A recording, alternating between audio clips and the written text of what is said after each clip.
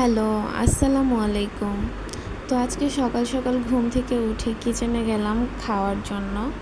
তো গিয়ে দেখি কিচেনে খাওয়ার মতো কিছুই নাই, শুধু ফ্রিজে ভাত রাখা ছিল। আর ভাত দিয়ে খাওয়ার জন্য এখন কিছু রান্নাও করতে ইচ্ছে করতেছিল না, অনেক আলসেমি লাগতেছিল। আর সকাল সকাল ঘুম থেকে উঠে যখন কোনো কিছু করতে ইচ্ছে করে না, তখন আমি ঝটপট এই রেসিপিটা বানিয়ে ফেলি।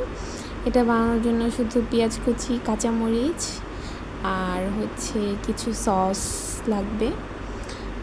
তো এগুলো দিয়ে এটার সাথে সাদা ভাত মিক্স করে ফ্রাইড রাইসের মতো একটা কিছু বানিয়ে ফেলি, কিন্তু খেতে অনেক মজাই লাগে। আমার অনেক পছন্দের একটা খাবার। আমি প্রায় যখন বাসায় কোনো কিছু থাকে না, রান্না করতে ইচ্ছে করে না, তখন আমি এটা বানায় ফেলি। তো আপনাদের সাথে শেয়ার করলাম আমার পছন্দের একটি খাবার।